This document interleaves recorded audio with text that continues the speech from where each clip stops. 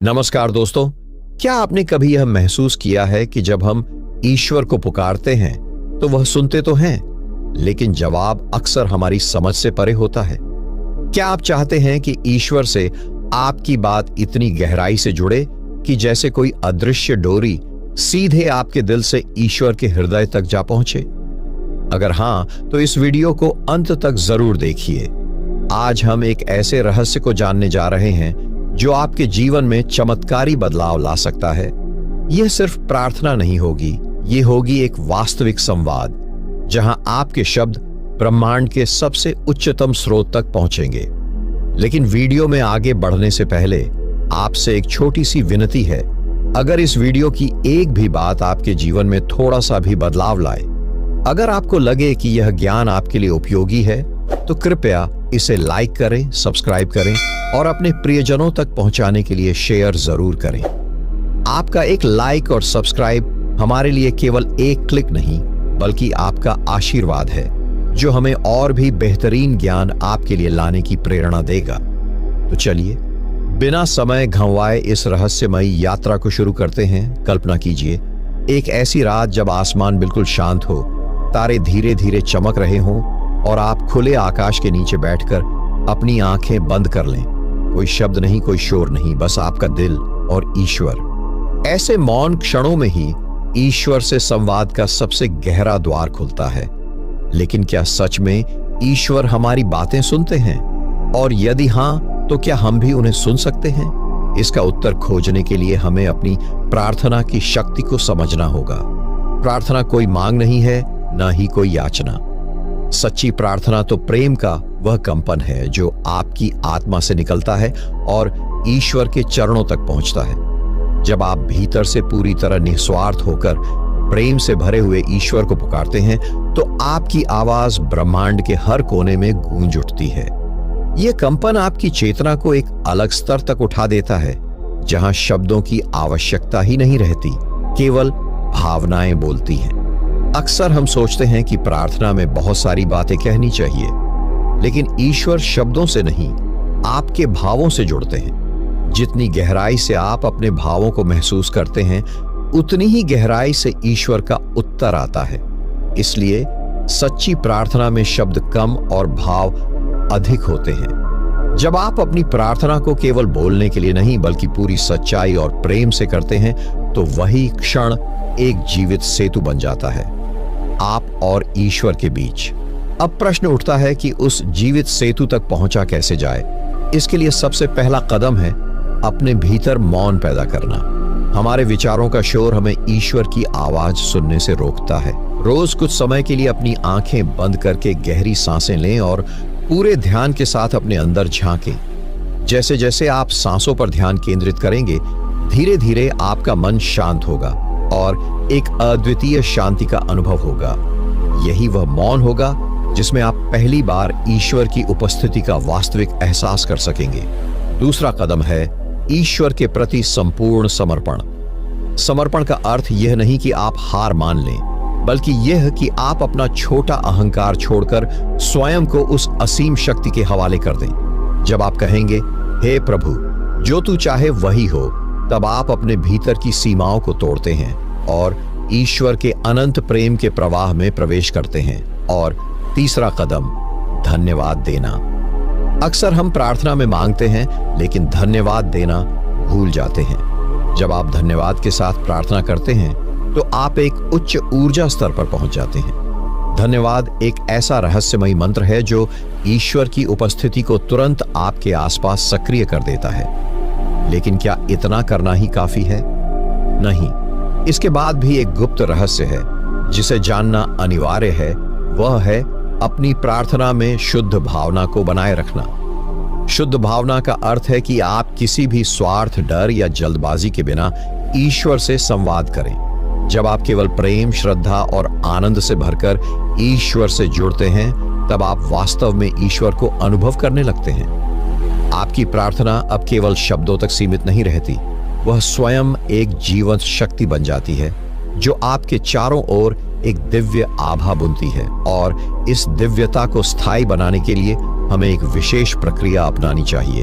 एक ऐसी प्रक्रिया जो आज से पहले शायद आपने कभी न सुनी हो। इस रहस्य को जानने के लिए हमें अब आगे बढ़ना होगा उस गहरे द्वार की ओर, जहां प्रार्थना केवल पुकार नहीं होती बल्कि स्वयं ईश्वर बन जाती है। हम जानेंगे कि कैसे प्राचीन योगियों ने इस रहस्य को खोजा था और कैसे हम भी उस रहस्यमयी पुल से गुजर सकते हैं जो हमें सीधे ईश्वर के हृदय तक ले जाता है।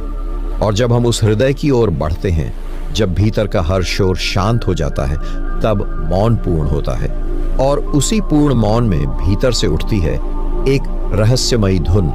यह धुन कोई कानों से सुनी जाने वाली आवाज नहीं होती बल्कि आत्मा की एक गूंज होती है। जैसे किसी सूक्ष्म संसार से एक मधुर निमंत्रण आता है। आप चौंकते नहीं, डरते नहीं, बल्कि सहज रूप से उस धुन के साथ बहने लगते हैं। यह वह क्षण होता है जब ईश्वर आपसे संवाद करना शुरू करते हैं, बिना किसी शब्द के, बिना किसी भाषा के। इसी क्षण को आत्मिक सुनवाई कहा जाता है। परमहंस योगानंद इसे आनंदमयी ध्वनि का नाम देते हैं। इस ध्वनि को अनुभव करने के लिए आपको केवल एक चीज चाहिए, संपूर्ण समर्पण और एकाग्रता। जब आपका मन पूरी तरह से शांत हो जाता है और आपकी चेतना भीतर की ओर मुड़ जाती है, तो आप इस दिव्य ध्वनि को सुन सकते हैं। यह ध्वनि कई रूपों में प्रकट हो सकती है, घंटियों की मधुर आवाज के रूप में, जलधारा की कलकल की तरह, या दूर कहीं से आती अद्भुत वीणा की धुन के रूप में। लेकिन क्यों यह ध्वनि? क्योंकि यही ध्वनि ईश्वर की उपस्थिति का प्रमाण है। जब आप इस सूक्ष्म ध्वनि को सुनने लगते हैं तो समझिए कि आप ईश्वर के द्वार तक पहुंच गए हैं। अब आपको बोलने की जरूरत नहीं, आपकी आत्मा स्वयं संवाद कर रही है। अब ईश्वर आपको सुन रहे हैं और आप ईश्वर को। लेकिन यहां एक और महत्वपूर्ण बात समझनी होगी। इस ध्वनि को सुनने के लिए धैर्य चाहिए। यह कोई बाहरी प्रयास नहीं है कि आप जोर लगाकर इसे सुने। यह भीतर की गहराई से स्वाभाविक रूप से प्रकट होती है। बस आपको अपने भीतर निरंतर सजगता और प्रेम पूर्ण मौन बनाए रखना है। अब आप सोच सकते हैं, क्या यह अनुभव केवल साधु संतों के लिए है? नहीं, यह अनुभव हर उस व्यक्ति के लिए उपलब्ध है जो सच्चे दिल से ईश्वर से संवाद करना चाहता है। चाहे आप किसी भी जीवन स्थिति में हो, चाहे आपका जीवन कितना भी व्यस्त क्यों ना हो, यदि आप प्रतिदिन कुछ क्षण अपने भीतर उतरने के लिए निकालें, तो यह चमत्कार आपके जीवन में भी घटित हो सकता है।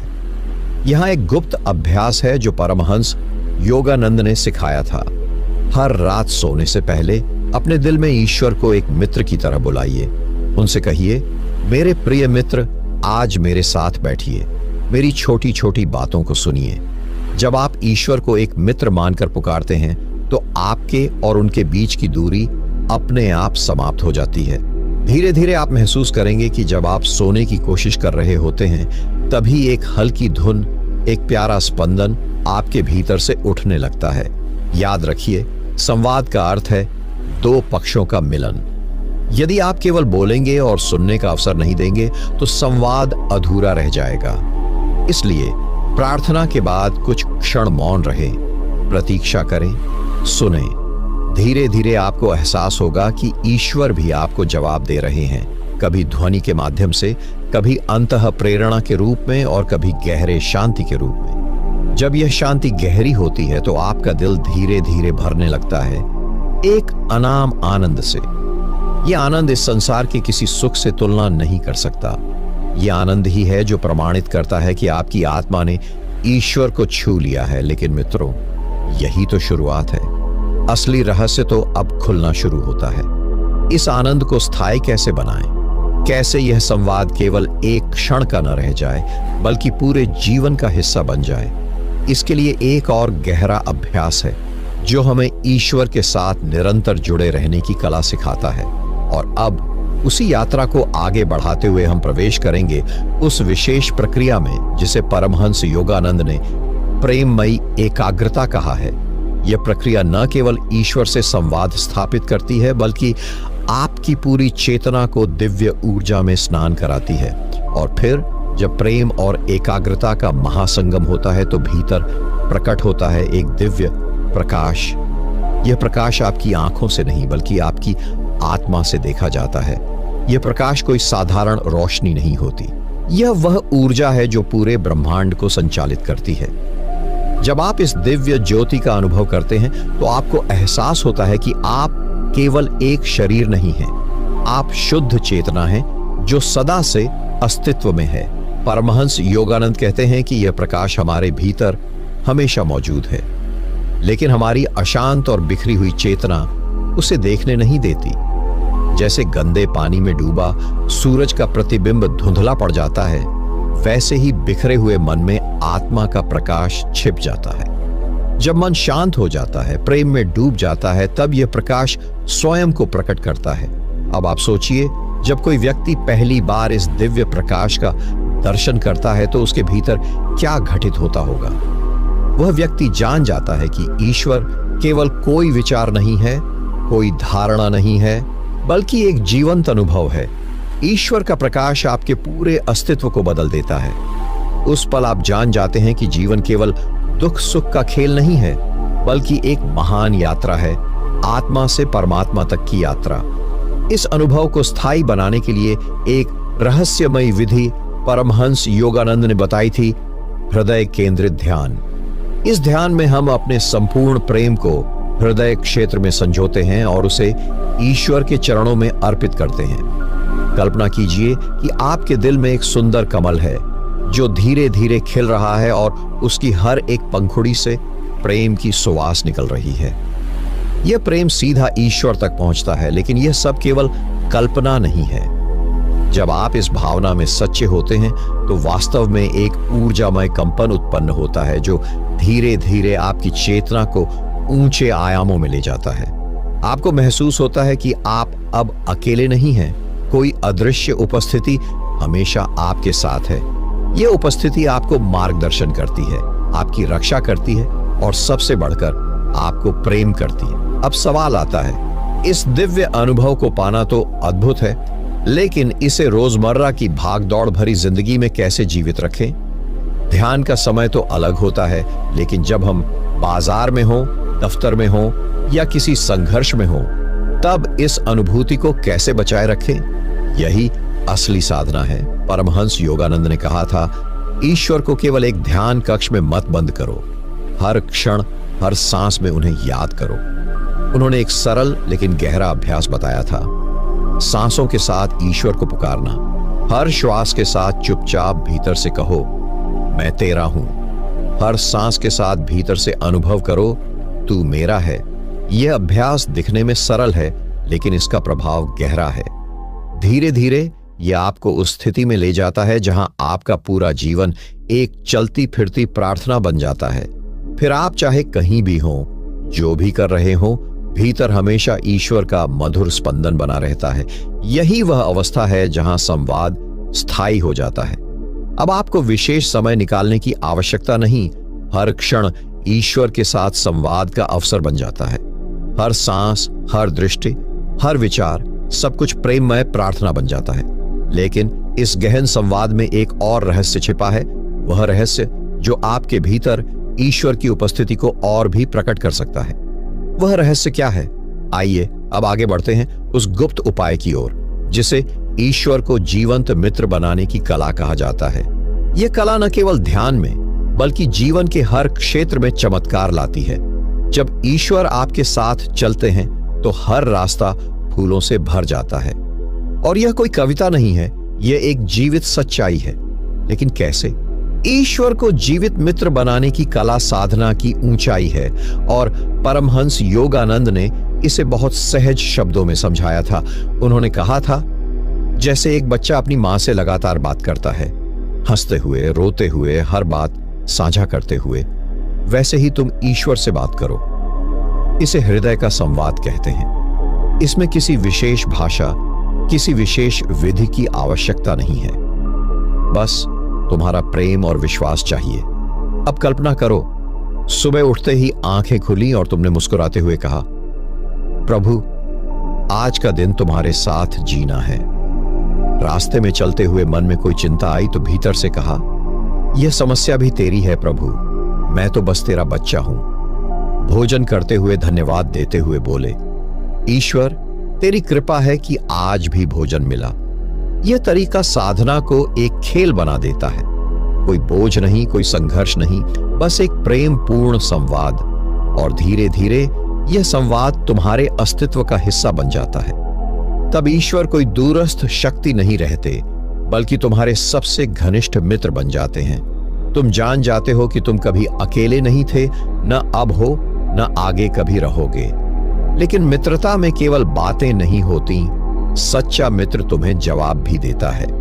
परमहंस योगानंद ने कहा था कि यदि तुम सच्चे हृदय से संवाद करते रहो तो एक दिन ईश्वर भी तुम्हें अपनी उपस्थिति का उत्तर देंगे, एक संकेत के रूप में, एक अंतर्ज्ञान के रूप में, या कभी कभी स्पष्ट शब्दों में भी। यह उत्तर किसी बाहरी आवाज के रूप में नहीं आता, यह भीतर से उठता है। जैसे अचानक कोई विचार तुम्हारे मन में कौंधता है और तुम्हें पूरा विश्वास होता है कि यह तुम्हारा विचार नहीं है, बल्कि कोई और है जो तुम्हें प्रेम पूर्वक उत्तर दे रहा है। इस स्थिति में आकर साधक के जीवन में एक चमत्कारी बदलाव आता है। अब निर्णय लेना कठिन नहीं रहता, क्योंकि भीतर से मार्गदर्शन मिलता है। अब कठिनाइयां भारी नहीं लगती, क्योंकि भीतर एक अडिग शक्ति का एहसास होता है। अब अकेलापन दूर हो जाता है, क्योंकि तुम्हें हर पल यह अनुभूति रहती है कि एक अनदेखी अपार प्रेममयी उपस्थिति तुम्हारे साथ है। लेकिन इस अवस्था तक पहुंचने के लिए एक और गहरा रहस्य है, निस्वार्थ प्रेम। जब हम ईश्वर से केवल मांगने के लिए संवाद करते हैं, प्रभु मुझे यह दो, वह दो, तब संबंध व्यापार बन जाता है। लेकिन जब हम कहते हैं, प्रभु मुझे कुछ नहीं चाहिए, बस तुझे चाहिए, तब सच्चा संवाद आरंभ होता है। यह निस्वार्थ प्रेम ही है जो ईश्वर को आकर्षित करता है। परमहंस योगानंद ने कहा था, ईश्वर को कुछ भी नहीं चाहिए, केवल तुम्हारा प्रेम चाहिए। जब तुम बिना किसी अपेक्षा के प्रेम करते हो तो ईश्वर स्वयं तुम्हारे भीतर प्रकट होते हैं। अब सोचिए, जब हृदय पूरी तरह प्रेम से भर जाए तो वहां भय के लिए, दुख के लिए, चिंता के लिए कोई स्थान कैसे बचेगा। तब जीवन स्वयं एक आनंदमय प्रार्थना बन जाता है। और यह आनंद केवल ध्यान के समय नहीं, बल्कि हर क्षण तुम्हारे साथ रहता है। अब प्रश्न यह उठता है, इस निस्वार्थ प्रेम को कैसे जगाए, कैसे अपने भीतर इतनी सच्चाई और सरलता लाए कि ईश्वर का आकर्षण स्वतः उत्पन्न हो जाए। इसके लिए एक बेहद प्रभावशाली साधना है, हृदय विलय ध्यान। इस ध्यान में साधक अपने हृदय को पूर्ण समर्पण के साथ ईश्वर के चरणों में अर्पित करता है। कोई शब्द नहीं, कोई याचना नहीं, बस मौन में बैठकर यह भावना कि मैं तेरा हूं, तू मेरा है। यह साधना अत्यंत सरल है, लेकिन जब इसे गहरी निष्ठा से किया जाता है तो इसका प्रभाव चमत्कारी होता है। धीरे धीरे साधक का अहंकार गलने लगता है, प्रेम उमड़ने लगता है और ईश्वर की उपस्थिति स्पष्ट होती जाती है। अब इस बिंदु पर पहुंचकर साधक को एक विशेष परिवर्तन का अनुभव होता है, एक ऐसा परिवर्तन जिसे चेतना का विलय कहा जाता है। साधक का सीमित अहम समाप्त हो जाता है और वह ब्रह्मांडीय चेतना के महासागर में विलीन हो जाता है। तो अब अगला प्रश्न आता है, चेतना का यह विलय कैसे होता है, इसका अनुभव कैसा होता है और इसे स्थायी कैसे बनाया जा सकता है। इन्हीं प्रश्नों के उत्तर में छुपा है वह अद्भुत रहस्य जिसे जानकर साधक सदा के लिए ईश्वर में एकात्म हो जाता है। जब सीमाएं मिटती हैं, तब आत्मा अपने अनंत घर लौटती है, और जब साधक अपने हृदय को पूर्ण समर्पण में बहा देता है, तब चेतना में एक अद्भुत हलचल आरंभ होती है। यह कोई सामान्य अनुभूति नहीं होती, यह ऐसा लगता है जैसे भीतर कोई सोता फूट पड़ा हो, एक दिव्य रस का झरना बहने लगा हो। साधक अनुभव करता है कि उसका अस्तित्व अब उसकी सीमाओं से बाहर फैलने लगा है। परमहंस योगानंद ने इस अवस्था को आत्मा का विस्तार कहा है। उन्होंने कहा, जब तुम गहरे प्रेम में डूब जाते हो, तब तुम्हारी चेतना शरीर की सीमाओं को लांघकर समस्त ब्रह्मांड को आलिंगन में भर लेती है। तब तुम केवल शरीर नहीं रह जाते, तुम एक अनंत सत्ता बन जाते हो। लेकिन यह विलय अचानक नहीं होता। चेतना का विस्तार कई सूक्ष्म चरणों से होकर गुजरता है। सबसे पहले साधक अपने भीतर एक गहन शांति का अनुभव करता है, ऐसी शांति जो किसी भी बाहरी परिस्थिति से प्रभावित नहीं होती। यह शांति भीतर से फूटती है, जैसे किसी ने अंतरात्मा में प्रेम का दीपक जला दिया हो। इसके बाद आता है प्रकाश का अनुभव। साधक की आंखें बंद होने पर भी उसे एक दिव्य प्रकाश दिखाई देने लगता है, एक नर्म उज्जवल चमक जो हर दिशा में फैलती प्रतीत होती है। यह कोई कल्पना नहीं होती, यह चेतना के उच्च स्तर का प्रत्यक्ष अनुभव होता है। फिर साधक सुनने लगता है एक आंतरिक ध्वनि, जिसे योगानंद जी ने ओम की नाद कहा है। यह एक निरंतर गूंजती हुई ध्वनि होती है, जैसे आकाश गा रहा हो, जैसे ब्रह्मांड स्वयं अपने अस्तित्व की घोषणा कर रहा हो। इन अनुभवों के बीच साधक का मैं धीरे धीरे पिघलने लगता है। अब वह खुद को एक अलग अस्तित्व नहीं मानता। वह अनुभव करता है कि वह वृक्षों में है, आकाश में है, नदियों की धारा में है, सितारों की चमक में है। वह जानता है मैं सब कुछ हूं और सब कुछ मुझ में है। यह चेतना का विलय है, वह अवस्था जहां साधक और ब्रह्म एक हो जाते हैं। अब कोई द्वैत नहीं रहता, कोई दूरी नहीं बचती, केवल एक ही सत्ता रहती है, प्रेम, प्रकाश और परम शांति का महासागर।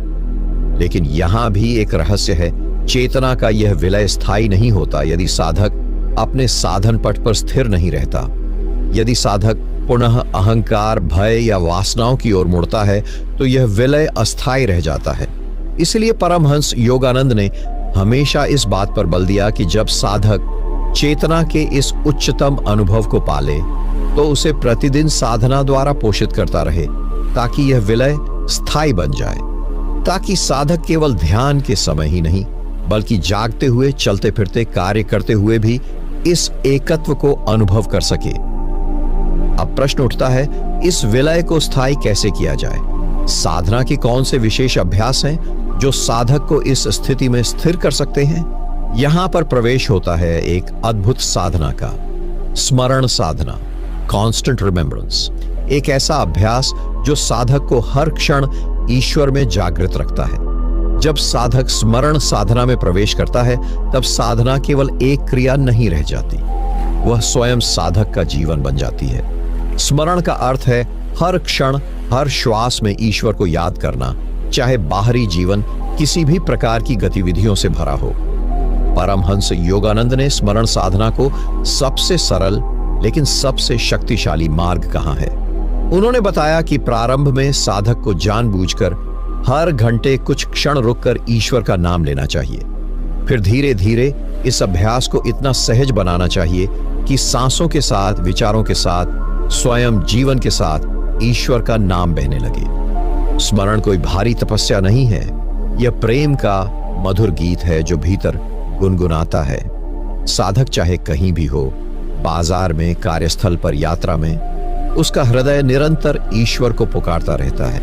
यह पुकार कोई शब्दों में नहीं होती, यह तो एक गहरे लॉन्गिंग, एक भीतरी आकर्षण के रूप में होती है। जब स्मरण निरंतर हो जाता है तब साधक के भीतर एक अद्भुत परिवर्तन घटता है। अब उसे बाहरी सुख दुख, सफलता, विफलता, सम्मान, अपमान, कोई भी चीज भीतर से हिला नहीं सकती। साधक एक भीतर के केंद्र में स्थिर हो जाता है जो सदा आनंदित है, शांत है। स्मरण साधना का सबसे रहस्यमयी पहलू यह है कि ईश्वर भी साधक को स्मरण करने लगते हैं। हाँ, यह सत्य है। जब साधक पूर्ण प्रेम से ईश्वर को याद करता है तो ईश्वर भी अपने कृपा स्रोत को साधक की ओर प्रवाहित करने लगते हैं। इस तरह साधक और ईश्वर के बीच एक अनदेखा लेकिन अटूट बंधन बन जाता है। परमहंस योगानंद ने एक बार कहा था, तुम एक कदम ईश्वर की ओर बढ़ो, वह 100 कदम तुम्हारी ओर दौड़ते हैं। स्मरण साधना वह पहला कदम है, लेकिन यहाँ एक गहरा रहस्य है। स्मरण साधना को केवल शब्दों तक सीमित न किया जाए। केवल मैकेनिकली नाम जपने से वह जीवित नहीं होती। इसके पीछे हृदय की पुकार, आत्मा का गहरा प्रेम होना चाहिए। हर स्मरण के साथ साधक को यह अनुभव करना चाहिए कि वह वास्तव में ईश्वर से संवाद कर रहा है, एक जीवित, सजग संपर्क स्थापित कर रहा है। यही कारण है कि परमहंस योगानंद ने साधकों को विशेष प्रकार की प्रार्थनाएं भी सिखाईं। ऐसी प्रार्थनाएं जो साधक के भीतर भाव जगा देती थीं, प्रेम की अग्नि प्रज्वलित कर देती थीं।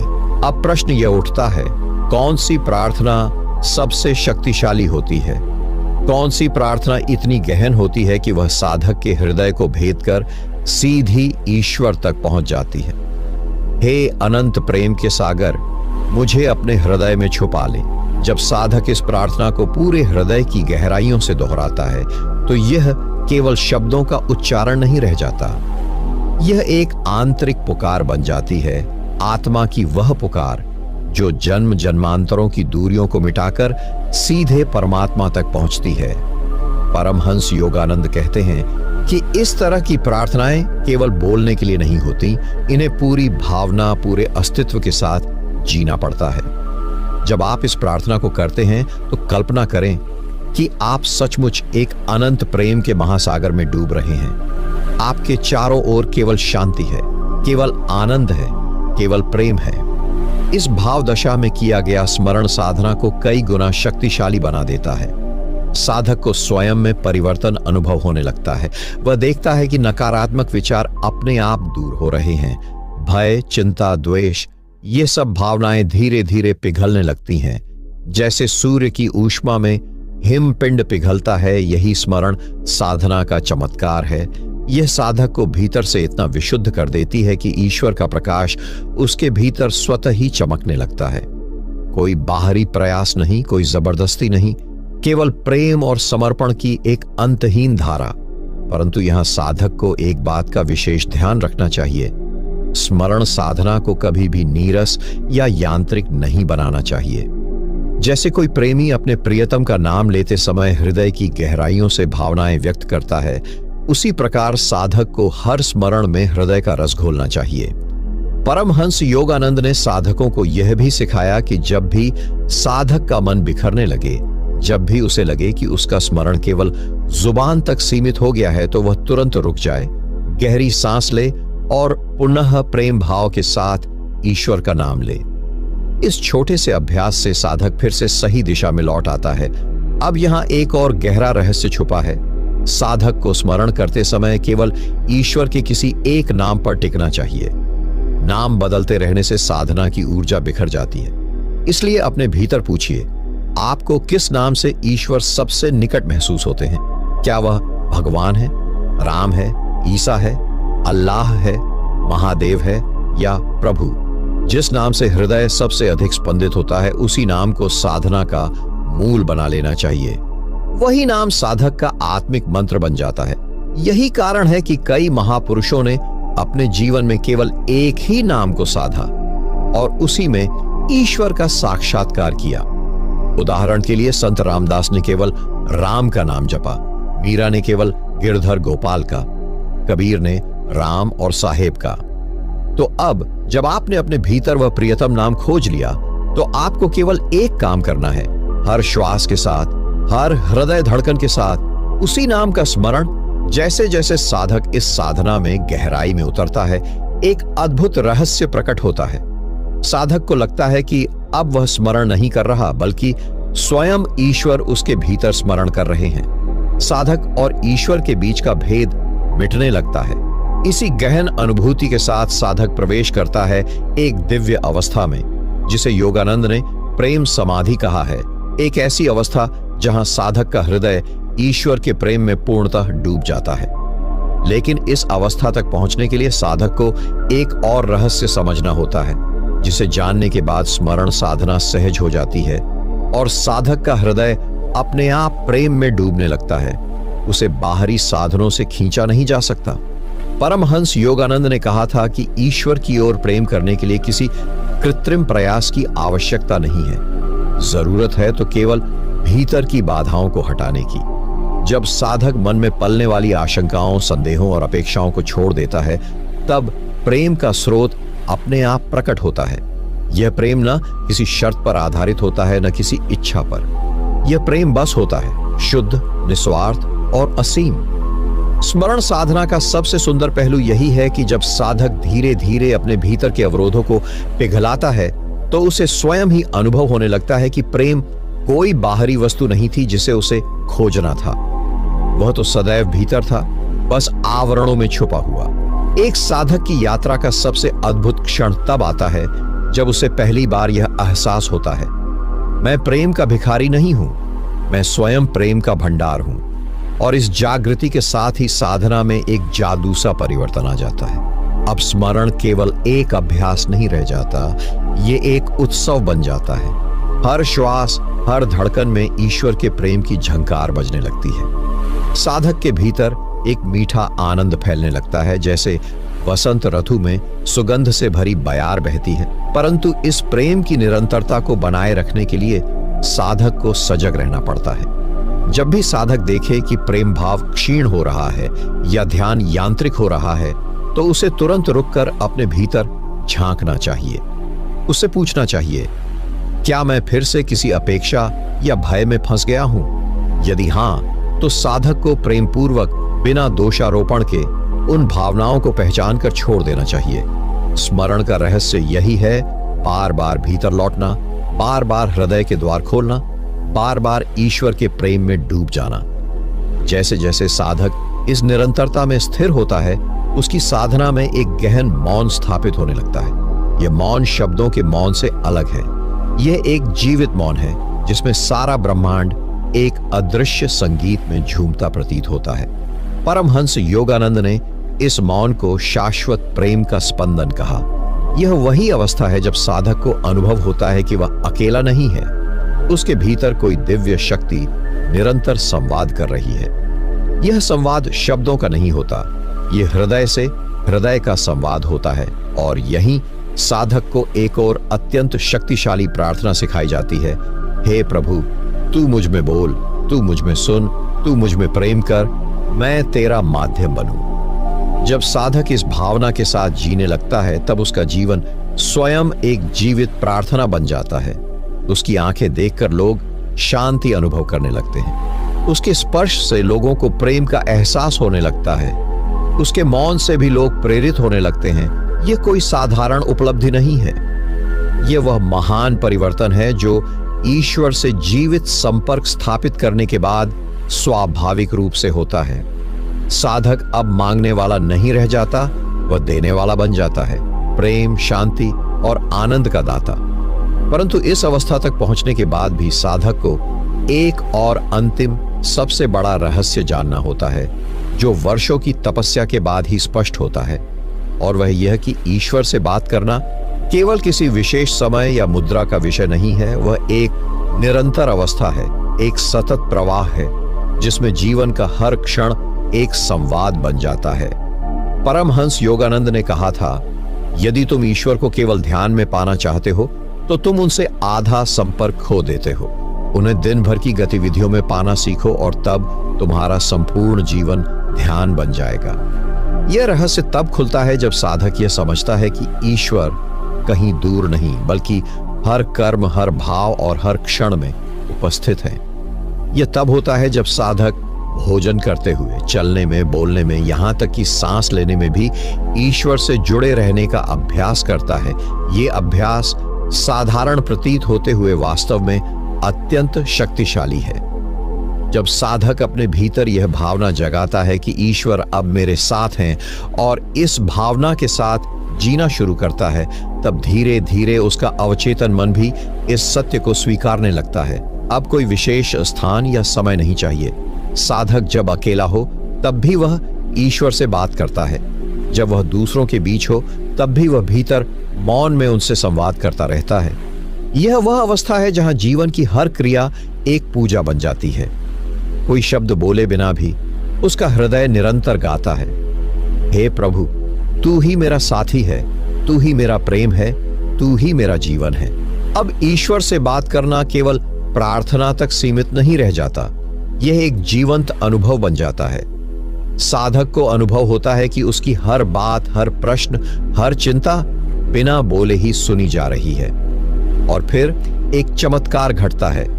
जैसे ही साधक भीतर कोई प्रश्न उठाता है, तुरंत कोई उत्तर उसे किसी न किसी रूप में प्राप्त हो जाता है।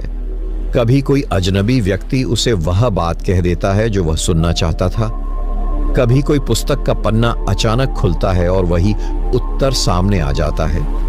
कभी कोई स्वप्न में ईश्वरीय संकेत मिलता है। यह अनुभव साधक को चौंका देता है और साथ ही भीतर एक दृढ़ विश्वास स्थापित करता है, मैं अकेला नहीं हूं। कोई है जो निरंतर मुझे देख रहा है, सुन रहा है और प्रेम पूर्वक मार्गदर्शन कर रहा है। इस अवस्था में साधक का हृदय कृतज्ञता से भर उठता है। वह कह उठता है, हे प्रभु, तू इतना निकट है और फिर भी मैं तुझे खोजता रहा। तू तो हर क्षण मेरी आत्मा की गहराई में छुपा बैठा था। अब साधक ईश्वर को बाहरी मंदिरों में ढूंढना बंद कर देता है। वह जान जाता है कि सच्चा मंदिर, सच्चा तीर्थ उसका अपना हृदय है और उस हृदय की गहराई में जब भी वह उतरता है उसे वहां ईश्वर मुस्कुराते हुए मिलते हैं। पर इस मुस्कान को सदैव देखने के लिए साधक को अभी एक और रहस्य जानना आवश्यक होता है। वह रहस्य जो साधक को ईश्वर के प्रेम में पूर्णतः विलीन कर देता है।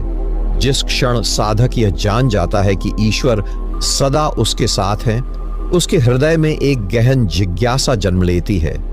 क्या मैं उस प्रेम को प्रत्यक्ष अनुभव कर सकता हूं जिसमें मेरा संपूर्ण अस्तित्व डूब जाए? क्या मैं केवल बात नहीं बल्कि उनके प्रेम में पूर्णतः विलीन हो सकता हूं? यह सवाल साधारण नहीं है। यह वह पुकार है जो आत्मा वर्षों से भीतर लगाए बैठी थी, और जब यह पुकार पूर्ण सच्चाई से निकलती है तो ब्रह्मांड उसका उत्तर देने के लिए तत्पर हो जाता है। अब साधक को उस साधना में प्रवेश करना होता है जिसे परमहंस योगानंद ने दिव्य प्रेम की अग्नि कहा है। यह वह अवस्था है जहां साधक का हृदय इतना कोमल, इतना भावनात्मक और इतना शुद्ध हो जाता है कि उसमें केवल एक ही भाव शेष रह जाता है, हे प्रभु, बस तू ही रह जा। यह प्रेम किसी सांसारिक भावना से बहुत अलग होता है। यह ऐसा प्रेम होता है जहां चाह नहीं होती, मांग नहीं होती, केवल समर्पण होता है। साधक जब आंखें बंद करता है तो उसके भीतर एक कंपन उत्पन्न होता है। ऐसा लगता है जैसे कोई उसे भीतर से पुकार रहा हो, और जब वह इस पुकार पर ध्यान देता है तो वह देखता है कि यह स्वयं उसकी आत्मा है जो ईश्वर के आलिंगन के लिए तरस रही है। अब साधक की साधना गहन हो जाती है। वह केवल बैठकर मंत्र नहीं जपता, वह हर मंत्र को हृदय के कंपन में बदल देता है। वह अपने भीतर से कहता है, हे प्रभु, मैं तुझसे प्रेम करता हूं, तू ही मेरा सर्वस्व है। इस जीवन में कुछ भी हो जाए, बस तू मुझसे दूर मत होना। और फिर जैसे कोई दरवाजा खुलता है, साधक अनुभव करता है कि उसकी आंखों से अश्रु बह रहे हैं, पर यह दुख के नहीं, प्रेम के अश्रु हैं। यह वह क्षण होता है जहां आत्मा पहली बार साक्षात अनुभव करती है। अब ईश्वर कोई कल्पना नहीं, कोई धारणा नहीं, वे एक जीवंत उपस्थिति बन जाते हैं। साधक को लगता है जैसे कोई उसके सिर पर हाथ रख रहा हो, कोई उसे भीतर से कह रहा हो, मैं हमेशा तेरे साथ था, बस तूने ही देर कर दी देखने में। यह अनुभव इतना तीव्र होता है कि साधक भीतर से कांप उठता है। वह रोता है, हंसता है, मौन होता है, पर अब वह बदल चुका होता है। अब वह जानता है कि ईश्वर केवल उसकी प्रार्थनाएं सुनते नहीं बल्कि उसका हृदय भी पढ़ते हैं, और यहीं से एक नई यात्रा आरंभ होती है। अब बात केवल प्रार्थना की नहीं रह जाती, अब वह एकता की दिशा में बढ़ने लगता है। अब साधक वह रहस्य जानना चाहता है, क्या मैं ईश्वर में इतना विलीन हो सकता हूं कि मेरा अस्तित्व ही मिट जाए? यह सवाल साधक को अगले गहन अनुभव की ओर ले जाता है। वह अनुभव जो केवल प्रेम नहीं, पूर्ण आत्म विसर्जन की ओर ले जाता है।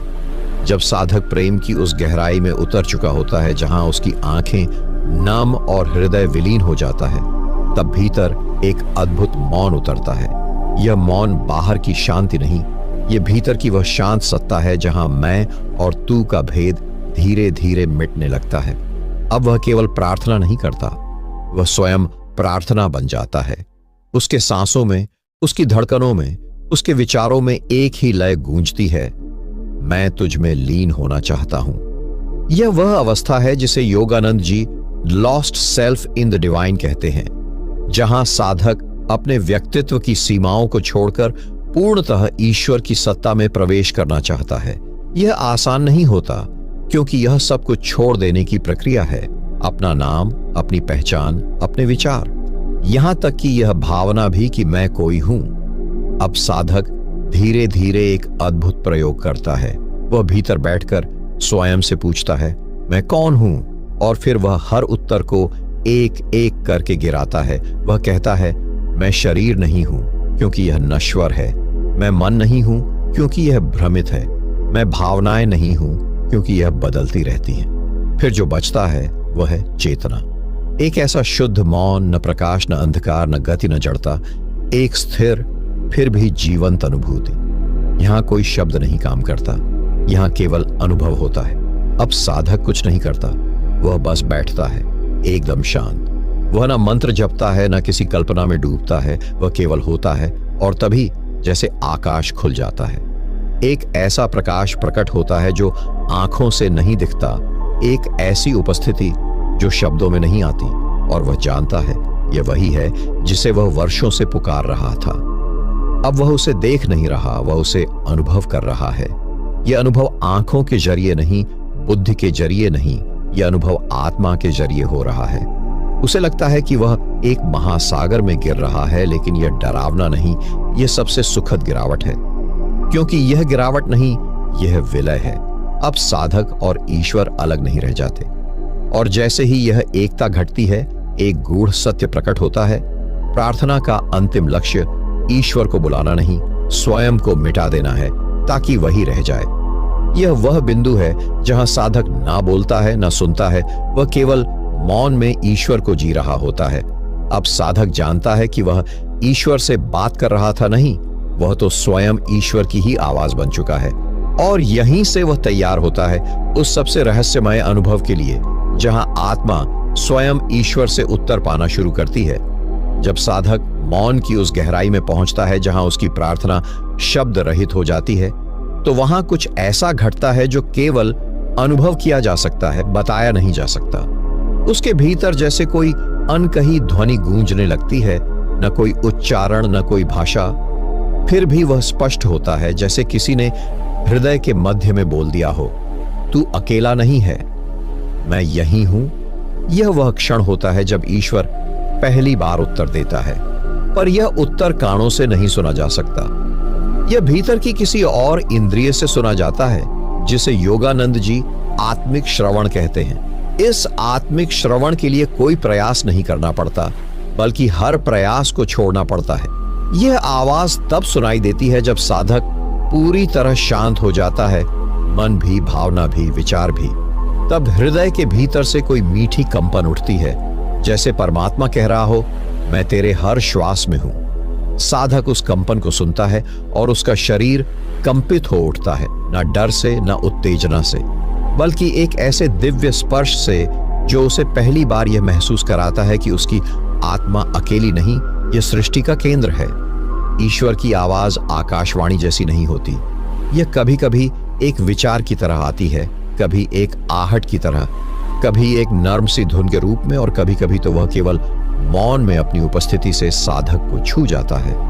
उस क्षण साधक समझ जाता है कि वह जितने वर्षों से पुकार रहा था, वह पुकार व्यर्थ नहीं गई। ईश्वर सुन रहा था, पर उत्तर तभी दिया जब साधक सुनने योग्य बन गया। अब साधक की प्रार्थना बदल जाती है। अब वह मांग नहीं करता, अब वह केवल कहता है, हे प्रभु, बस तू बोलता रह, मैं सुनता रहूं। वह भीतर से इतना निर्मल हो जाता है कि ईश्वर उसमें प्रतिबिंबित होने लगता है, जैसे शांत झील में चंद्रमा का प्रतिबिंब। यह वही स्थिति है जिसे योगानंद जी ने डिवाइन कम्युनिकेशन कहा है। यह संवाद शब्दों का नहीं, चेतना का होता है। जब पहली बार साधक को यह अनुभव होता है कि ईश्वर उससे बात कर रहे हैं, तो उसका संपूर्ण जीवन बदल जाता है। अब वह जानता है उसकी प्रार्थना कभी व्यर्थ नहीं गई थी। हर अश्रु, हर पुकार, हर मौन सुन लिया गया था। ईश्वर बोलता है, लेकिन वह तभी बोलता है जब हम सब कुछ छोड़कर केवल सुनना सीख जाते हैं। और यही वह कला है जहां साधक ईश्वर से प्रश्न नहीं करता, बल्कि केवल उसकी उपस्थिति को जीता है।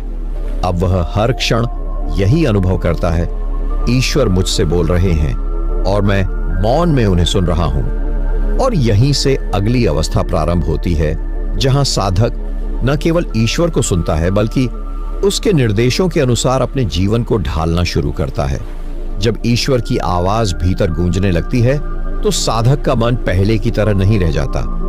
वो हर उस विचार, भावना और कर्म को छोड़ने लगता है जो उस आवाज से मेल नहीं खाता। अब उसकी हर क्रिया, हर श्वास ईश्वर के निर्देशों का अनुसरण करने लगती है। यहां साधक को एहसास होता है कि प्रार्थना केवल बोलना नहीं, जीना है। अब वह जो कुछ करता है उसे पहले ईश्वर से पूछता है, भीतर जाकर मौन में प्रश्न करता है, हे प्रभु, क्या यह मार्ग तेरा है? ईश्वर का उत्तर फिर वही कंपन, वही सहज ध्वनि या आंतरिक अनुभूति के रूप में आता है। अगर मार्ग सही है तो भीतर गहन शांति उतरती है, अगर नहीं तो बेचैनी से भर जाता है। साधक अब निर्णय अपनी बुद्धि से नहीं, परमात्मा की प्रेरणा से लेने लगता है। वह जान जाता है कि सत्य की राह वही है जिसमें भीतर का मौन उसे हां कहे। अब वह संसार के शोर में नहीं खोता, बल्कि हर शोर के पीछे उस मौन को खोजता है। अब वो लोगों की बातों में नहीं, परमात्मा के संकेतों में मार्ग ढूंढता है। यह यात्रा आसान नहीं होती। कई बार पुराने संस्कार उसे खींचते हैं, पुरानी आदतें ईश्वर की प्रेरणा को दबाने लगती हैं, पर अब वह साधक नहीं, सेवक बन गया है। अब वह जानता है कि जिसने आवाज दी है वह मार्ग भी देगा। वह हर दिन आत्मनिरीक्षण करता है। क्या मैंने आज ईश्वर की बात मानी? क्या मैंने उस दिशा में चला जहां से भीतर से बुलाहट आई थी? अब वह संसार के हिसाब से नहीं चलता। अब उसका जीवन ईश्वर निर्देशित जीवन बन जाता है। यह वह अवस्था है जिसे योगानंद जी ने गॉड गाइडेड लाइफ कहा है, जहां जीवन स्वयं एक प्रार्थना बन जाता है। हर निर्णय, हर विचार, हर कर्म ईश्वर को समर्पित। अब साधक केवल मंदिर, मस्जिद या गिरजाघर में ईश्वर को नहीं देखता। अब वह जानता है कि ईश्वर उस हर कार्य में है जिसे प्रेम और सत्य से किया जाए। अब वह ईश्वर से पूछता है, क्या मैं ये काम करूं? और उत्तर आता है, अगर इसमें करुणा है, सेवा है, प्रेम है तो करो। अगर इसमें अहंकार, लोभ या मोह है तो रुक जाओ। यह संवाद अब केवल ध्यान की अवस्था तक सीमित नहीं रहता, यह जीवन का हिस्सा बन जाता है। जैसे ही वह जागता है वह पूछता है, हे प्रभु, आज मुझे क्या करना है? और दिन भर उत्तर आता रहता है, कभी लोगों के माध्यम से, कभी परिस्थितियों के द्वारा, कभी आत्मा की शांति या अशांति से। अब साधक जानता है परमात्मा हर क्षण बोलता है, पर सुनाई तभी देता है जब हम पूरी तरह से सुनने को तैयार होते हैं। अब उसका हर कार्य ईश्वर को अर्पित होता है, जैसे कि वह कह रहा हो, हे प्रभु, ये काम मैं नहीं कर रहा, तू कर रहा है मेरे माध्यम से। यहीं से वह कर्तापन छोड़ देता है। अब वह जानता है, मैं तो केवल एक यंत्र हूं, सच्चा कर्ता तू है। यह वह पल होता है जब जीवन से संघर्ष समाप्त हो जाता है, क्योंकि अब साधक ईश्वर की मर्जी के साथ बहने लगता है, जैसे नदी अपने आप समुद्र तक पहुंचती है। और यही वह अवस्था है जहां साधक धीरे धीरे ईश्वर में विलीन होने लगता है। लेकिन यह विलयन तभी पूर्ण होता है जब साधक अपने अस्तित्व के भ्रम को भी छोड़ देता है। अब वह केवल यह नहीं कहता कि ईश्वर मेरे साथ है, बल्कि कहने लगता है, मैं ही तो ईश्वर का ही अंश हूं। और यहीं से प्रारंभ होती है अगली अवस्था। जब साधक पूरी तरह ईश्वर के निर्देशों पर चलने लगता है तो वह एक दिन इस अनुभव की दहलीज पर पहुंचता है कि वह केवल ईश्वर के आदेश का पालन नहीं कर रहा, बल्कि वही आदेश देने वाला, सुनने वाला और पालन करने वाला सब एक ही है। यहीं से उसकी चेतना में एक नया द्वार खुलता है। अब वह खुद से नहीं पूछता, हे प्रभु क्या करूं, बल्कि वह जानता है, मैं वही कर रहा हूं जो ईश्वर चाहता है, क्योंकि मैं और वह अलग नहीं रहे। यह अनुभव किसी तर्क या शब्द का विषय नहीं होता, यह केवल अनुभव से जाना जा सकता है। जैसे किसी ने मिठास को छक लिया हो, अब कोई उसे समझा नहीं सकता। अब साधक के भीतर का मैं धीरे धीरे पिघलने लगता है, जैसे बर्फ सूरज के सामने धीरे धीरे पिघलती है और अंततः उसी जल में विलीन हो जाती है जिससे बनी थी। वह अब यह नहीं कहता, मैं ध्यान कर रहा हूं, बल्कि अनुभव करता है। ध्यान हो रहा है ईश्वर के द्वारा, ईश्वर के लिए। यह अवस्था एक विलीनता की अवस्था है, जहां अहंकार के सारे तंतु टूटने लगते हैं। वो मैंने किया, मेरा है, मुझे चाहिए, ये सारे भाव जल की तरह बहने लगते हैं और बचता है केवल एक मौन, एक चिरशांत मौन। वो मौन जो शब्दों से परे है, जहां साधक स्वयं ईश्वर को नहीं पुकारता, क्योंकि अब कोई पुकारने वाला बचा ही नहीं। अब केवल एक अनुभव रह जाता है, जैसे समुद्र की लहर खुद को समुद्र ही मानने लगे। अब कोई अलग अस्तित्व नहीं। अब साधक जान जाता है, मैं ईश्वर से अलग कभी था ही नहीं। मैं उसी की लहर था, उसी का अंश था, पर अब मैं वही बन गया हूं। और इस अनुभव में जो आनंद है वो किसी शब्द में नहीं समाया जा सकता। यह आनंद इतना विराट है कि उसमें भय, लालच, दुख, मोह सब बह जाते हैं। अब साधक की दृष्टि बदल जाती है। वो जब किसी को देखता है तो अब व्यक्ति नहीं देखता, वो उसमें ईश्वर को देखता है। जब वो किसी पक्षी की आवाज सुनता है तो अब उसे ईश्वर का गीत लगता है। जब वो हवाओं को महसूस करता है तो उसे लगता है परमात्मा उसके गालों को छू रहा है। अब उसका जीवन पूरी तरह बदल जाता है। अब वह बाहर के धर्म, पूजा, विधि विधान में नहीं अटकता। अब वो जान गया है कि सच्चा मंदिर, सच्ची मस्जिद, सच्चा गिरजाघर भीतर है। अब कोई द्वार नहीं बचता, अब कोई दूरी नहीं रहती, अब कोई खोज बाकी नहीं रह जाती।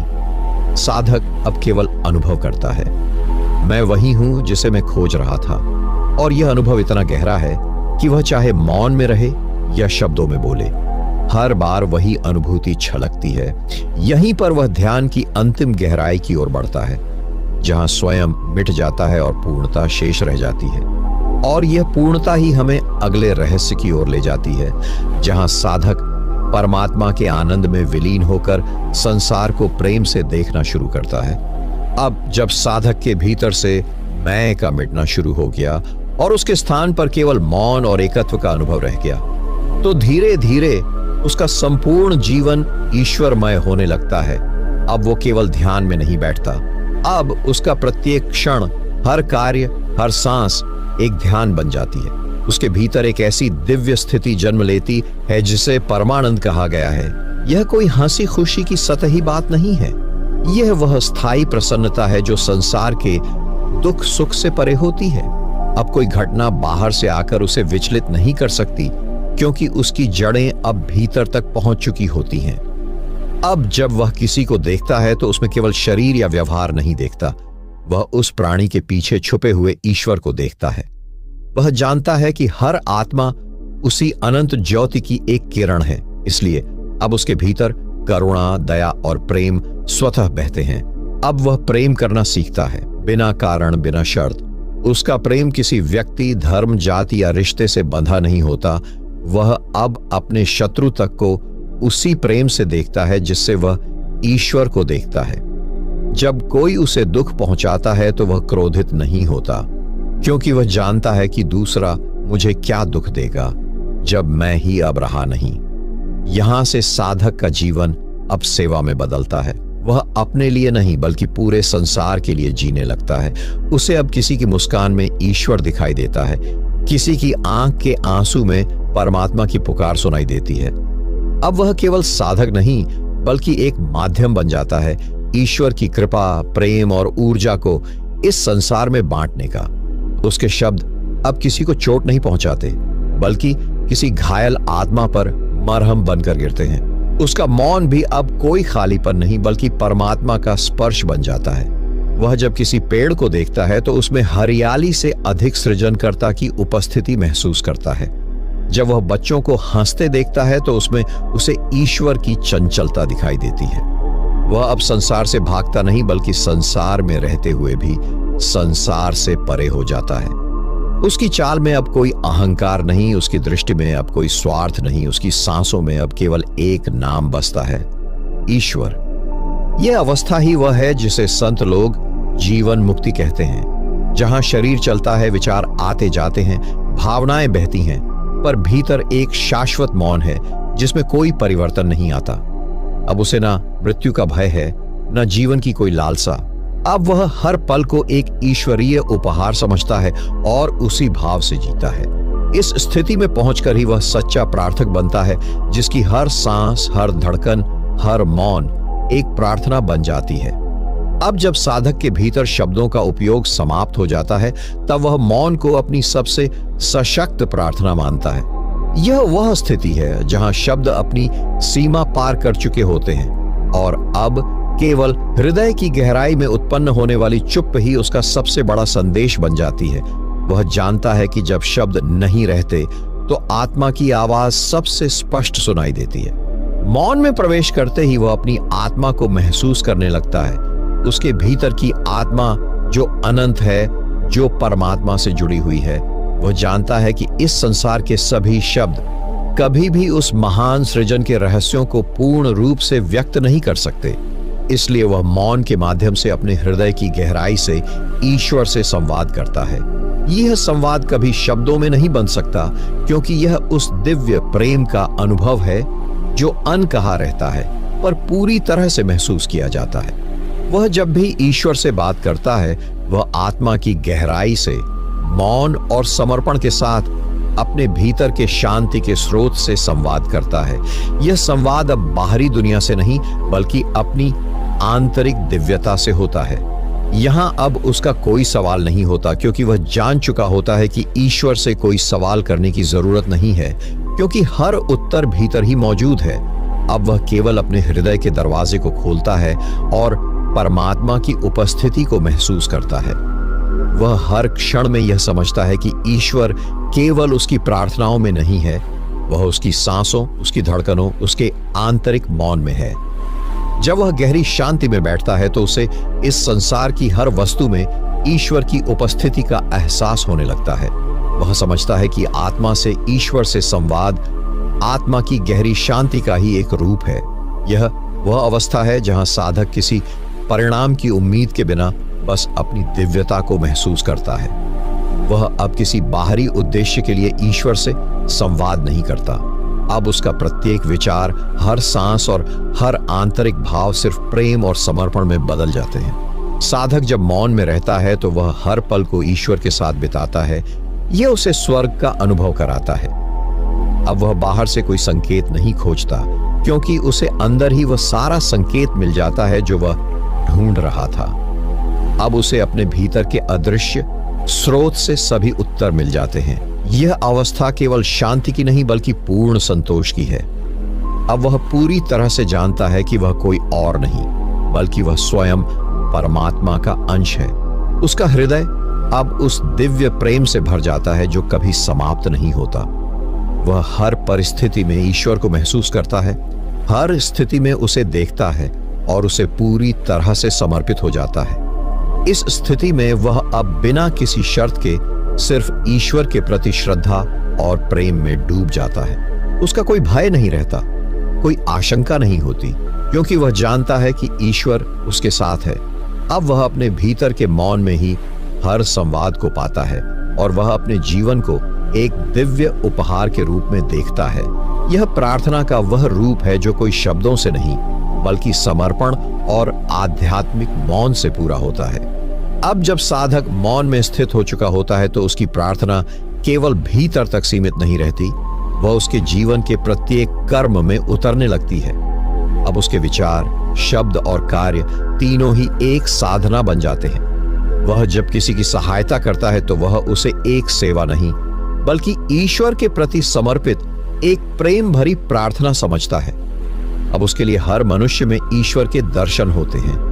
हर क्षण एक तपस्या बन जाती है और हर सेवा एक पूजा का रूप ले लेती है। साधक अब जान चुका होता है कि ईश्वर केवल ध्यान, पूजा या मंत्रों में नहीं है, बल्कि वह हर उस जगह है जहां निस्वार्थ प्रेम और सेवा की भावना होती है। अब जब वह किसी को मुस्कान देता है, किसी दुखी आत्मा को सांत्वना देता है या किसी की मदद करता है, तो वह उसी क्षण को ईश्वर से वार्तालाप मानता है। यह उसकी सबसे सच्ची प्रार्थना बन जाती है।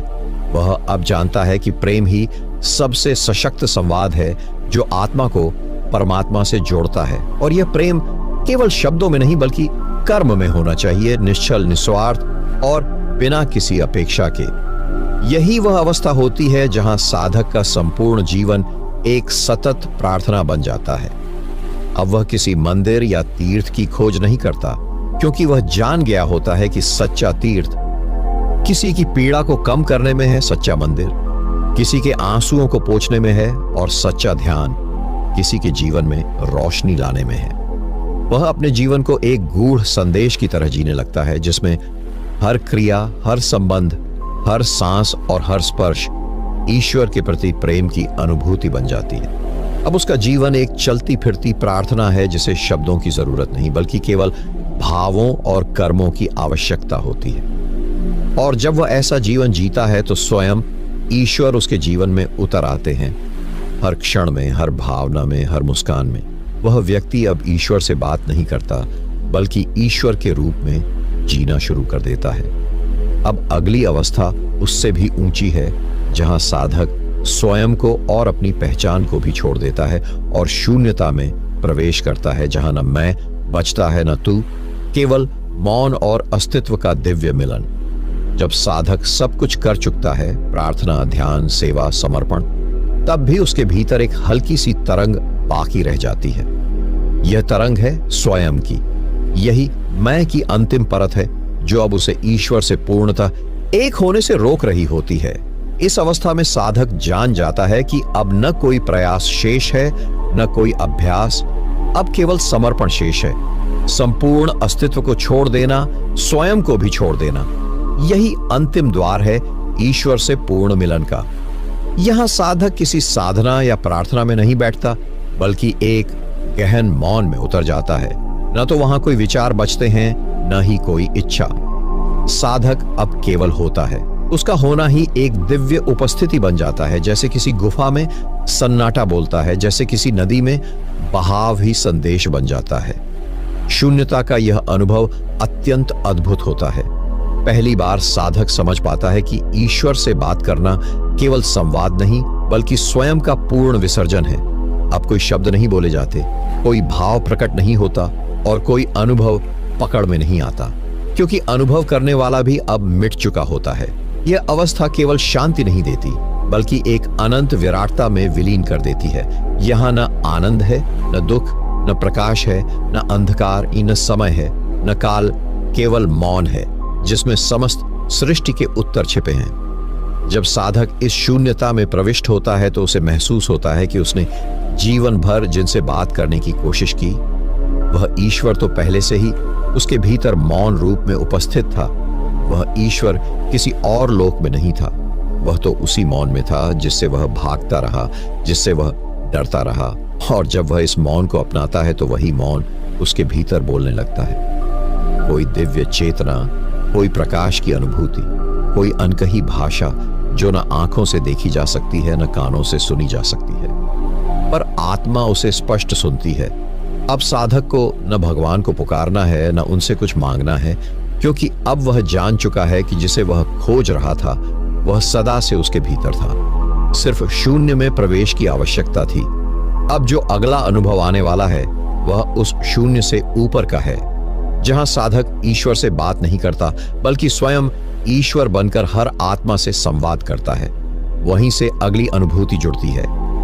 अब जब साधक पूरी तरह शून्यता में विलीन हो चुका है, तब उसके भीतर से एक नई चेतना जागृत होती है। यह वह चेतना नहीं है जो सोचती है, बल्कि वह जो सृष्टि को महसूस करती है, हर कण में व्याप्त ईश्वर को पहचानती है। अब साधक केवल अनुभव नहीं करता, वह ईश्वर का अनुभव बन जाता है।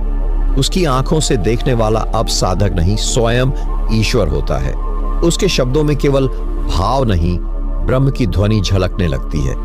यह अवस्था साधक को ईश्वर का दूत नहीं, बल्कि स्वयं ईश्वर के प्रतिरूप में प्रकट करती है। अब जब वह किसी से बात करता है, तो वह शब्द नहीं, बल्कि दिव्य कंपन होते हैं। उसके मौन में ही उत्तर होते हैं, उसके स्पर्श में ही आश्वासन, उसकी उपस्थिति में ही समाधान। साधक अब स्वयं में सीमित नहीं होता, वह हर जीव में रमने लगता है। उसका हृदय अब समस्त जगत का हृदय बन जाता है। वह देखता है कि हर प्रार्थना में अब उसकी ही ध्वनि है, हर पीड़ा में अब उसका ही अनुभव है, हर हंसी में उसकी ही झलक है। वह अब केवल मैं नहीं रहा, वह हम सब हो गया है। यह वह अवस्था है जहां ईश्वर साधक के माध्यम से स्वयं को व्यक्त करता है। अब साधक प्रार्थना नहीं करता, अब वह प्रार्थना बन चुका है। वह जो पहले कहता था, हे प्रभु मुझसे बात करो, अब दूसरों के लिए वही बन गया है, वह जिनसे ईश्वर बात करते हैं। इस अवस्था में वह व्यक्ति अब किसी मंदिर या आश्रम तक सीमित नहीं रहता, बल्कि जहां वह खड़ा होता है, वहीं पवित्रता प्रकट होती है। वह जहां जाता है, वहां शांति और प्रेम की ऊर्जा फैलने लगती है। उसका मौन अब एक ऐसी ध्वनि है जो अनगिन आत्माओं को ईश्वर की ओर खींच लाती है। और यह सब किसी विशेष सिद्धि या तप से नहीं होता, बल्कि उस परम समर्पण से होता है जिसमें साधक ने अपने मैं को पूर्णतः समाप्त कर दिया होता है। अब वह केवल माध्यम है, एक दिव्य पुल जिसके द्वारा अनगिन आत्माएं ईश्वर तक पहुंचने लगती है। अब अगली अनुभूति यह है कि जब साधक पूर्ण ईश्वरत्व में स्थिर हो जाता है तो वह कैसे पूरे संसार को दिव्यता की ओर ले जाता है।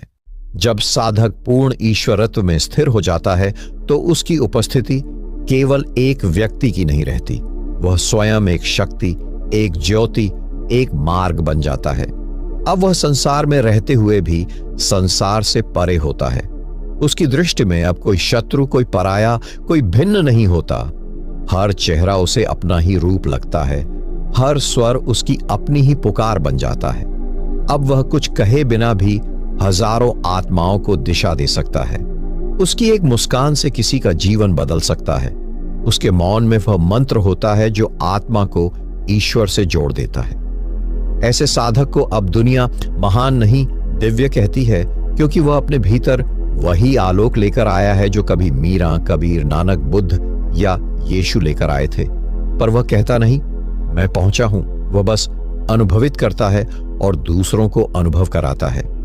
वह अब इस पृथ्वी पर ईश्वर की उपस्थिति बन चुका होता है, बिना दावा किए, बिना शोर मचाए। जब लोग उसकी ओर आकर्षित होते हैं, वे नहीं जानते कि वे उस व्यक्ति की ओर नहीं बल्कि उस शक्ति की ओर खींच रहे हैं जो उस व्यक्ति के माध्यम से प्रवाहित हो रही है। वह साधक अब न प्रार्थना करता है, न चमत्कार चाहता है, न सिद्धियां दिखाता है। उसका जीवन ही चमत्कार बन जाता है।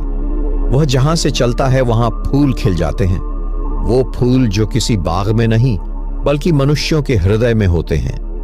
वह अब दूसरों को यह नहीं सिखाता कि ईश्वर को कैसे पुकारें, बल्कि उन्हें उनकी आत्मा की गहराई से जोड़ देता है, जहां ईश्वर पहले से ही छुपा बैठा है। वह प्रार्थना का तरीका नहीं देता, बल्कि प्रार्थना की अनुभूति दे देता है। वह ईश्वर से बात नहीं कराता, बल्कि उन्हें यह एहसास करा देता है कि वे खुद ईश्वर से बात कर सकते हैं, अभी और यहीं। और यही है इस महान साधना की अंतिम अनुभूति। जब प्रार्थना कोई शब्द नहीं बल्कि तुम्हारा अस्तित्व बन जाए, जब तुम्हारा जीवन स्वयं एक उत्तर बन जाए उन सब प्रार्थनाओं का जो अनगिन युगों से उठती आई है। अब साधना पूरी नहीं होती, बल्कि आरंभ होती है एक नई चेतना की, एक नई मनुष्यता की, एक ऐसे युग की जहां हर हृदय ईश्वर से बात करना जानता है।